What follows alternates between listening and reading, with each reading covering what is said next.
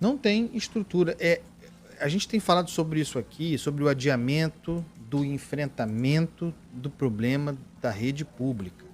A razão, claro, tem a questão, tem uma resistência sindical, né, de professores em voltar a dar aulas. Mas nem seria necessário esse entrave, né, esse imbróglio adicional. Bastaria o exame das questões estruturais das escolas, tanto da rede estadual quanto da municipal, aqui falando especificamente da capital do Rio de Janeiro. As escolas não têm condições sanitárias, elas já eram precárias pré-pandemia. Com a pandemia, o fosso da desigualdade, de que eu tanto falo aqui, só aumentou.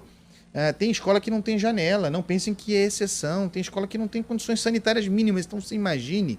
Aliás, eu li sobre os valores distribuídos para que essas escolas se adequassem. Varia, né? Teve escola que a escola que recebeu R$3.000. E outras receberam 14 mil. Isso. Quer dizer, considerando que já há um déficit de condições ideais para dar aula, para receber alunos, né? Crianças, nós estamos falando. Imagine como você consegue criar condições estruturais para essas escolas, e ninguém está preocupado com isso. Isso deveria ser a coisa mais importante. Prefeito e governador deveriam estar todos os dias falando sobre educação pública. E tiveram tempo para fazer. Tiveram tempo, indo às escolas. Não, nós estamos colocando aqui adesivos no chão sobre distanciamento social. Vocês estão de brincadeira. Estão falando de condições sanitárias. Sabe? Quem está falando sobre isso?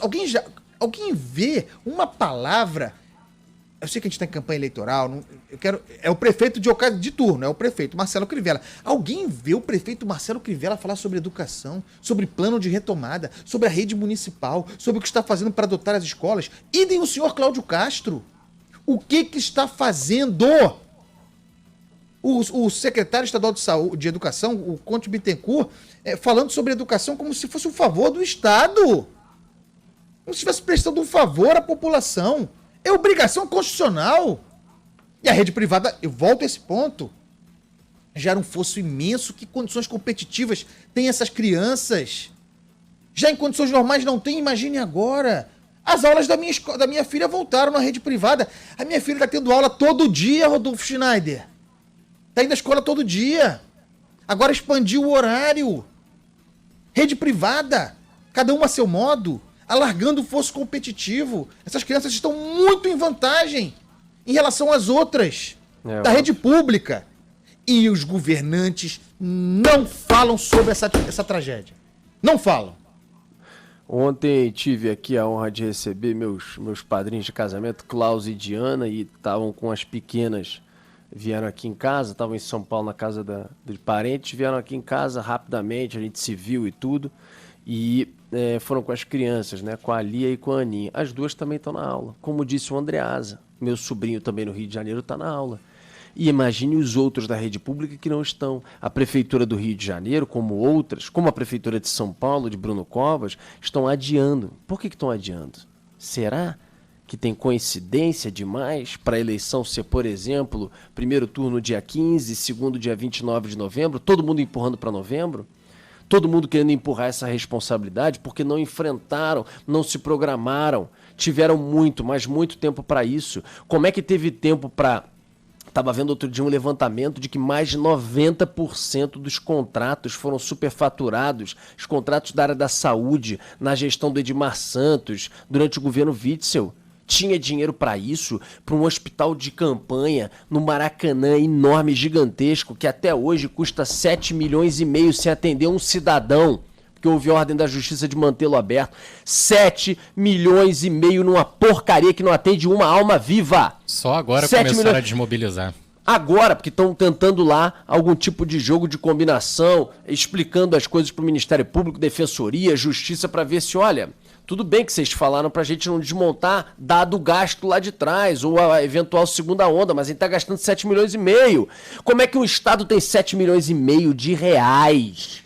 7,5 milhões de reais por mês e não tem dinheiro para botar em janela, reforçar a limpeza, botando mais 2, sei lá, 3 pessoas por escola em reforço de limpeza. Como é que não tem para comprar álcool em gel? Como é que não pode distanciar a cadeira? Botar, sei lá, tapete no chão, não sei o que lá, para higienizar o pé das crianças? Fornecer máscara para quem não tem condição de comprar o que for? Sei lá. Como é que não tem? Um estado que tem 7 milhões e meio para absolutamente nada e que roubou ou que teve seus cofres assaltados e roubados como nós tivemos no estado do Rio de Janeiro. Não fazem porque não querem, porque não é prioridade, porque não é ali que eles estão olhando, como disse o Andreasa, com foco na educação. Então é uma ladainha. Hoje mais cedo eu estava ouvindo a coluna da nossa gloriosa Thaís Dias, que está até aqui no estúdio aqui do lado, eu estou vendo ele gravando, né, talvez a coluna dela com a Roseli Saião, que é nossa especialista nesse assunto, e uma professora com toda a razão, angustiada, professora, perguntando a Roseli o que fazer. Como voltar? Como tomar essa atitude? Como será dentro da sala de aula? Como tantos outros professores estão? Claro, quem é de grupo de risco, como disse aí na reportagem, quem é que trouxe? A Dani trouxe pra gente, afasta. Grupo de risco, qualquer outra profissão está sendo assim, grupo de risco afasta. Agora, não é grupo de risco, como disse a Roseli mais cedo, com toda a cautela que a gente sabe tem que ter. Temos que voltar, vamos ter que enfrentar. Em algum momento, teremos que ter coragem.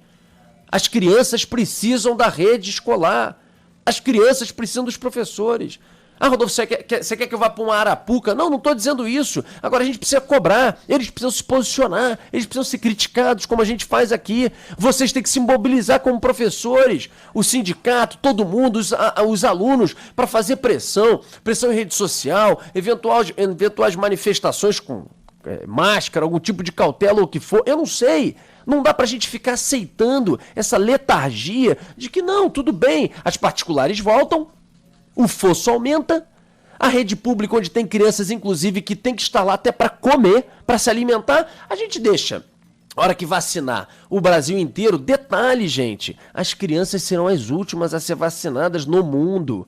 Porque, felizmente, se tem alguma coisa no meio dessa pandemia que a gente tem que, pelo menos, respirar aliviado, é que essa porcaria desse vírus, ele, pelo menos, nas crianças não tem uma letalidade grande. Pelo contrário, é muito, mas muito pequena, uma taxa muito pequena. Então, as crianças, natural, você tem que ir para grupo de risco, profissional de saúde, você pode até botar professores nisso em algum momento, e eu acho que tem que ter.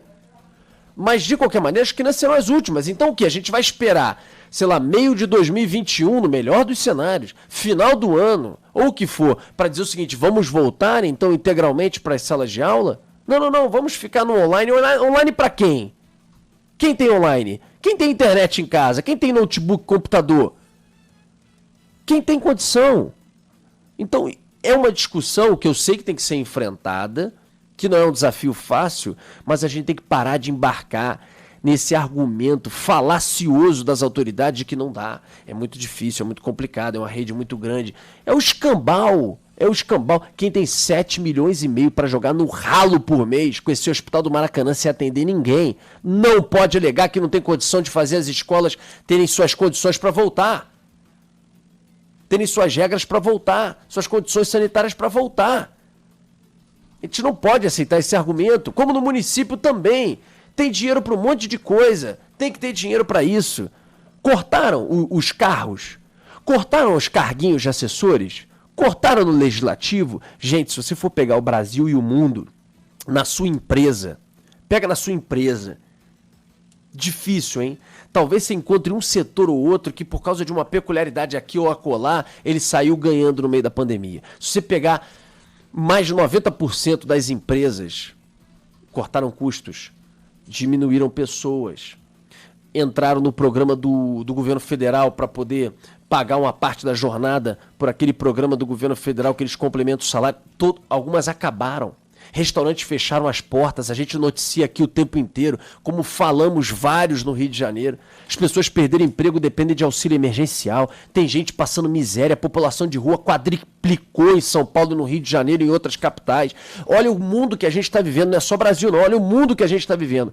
Pergunte se na porcaria do serviço público, e isso inclui desde prefeitura até o Estado, com as suas secretarias, Ministério Público, Defensoria, Judiciário e por aí vai. Pergunte se esses caras diminuíram o custo lá. Vão dizer que sim.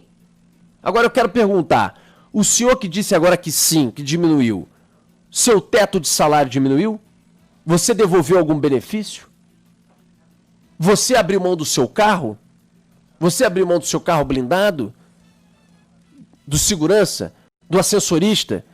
Diminuiu o contrato de forma magnífica, gigantesca? Devolveu dinheiro para os cofres? Diminuiu o número de cargos de assessores em secretarias ou coisa que o valha? Qual o tamanho disso? O que voltou para o cidadão? Diminuiu o número de secretarias? É uma barbaridade. Você não vai ver isso. Era para... Porque é onde tem mais sobra.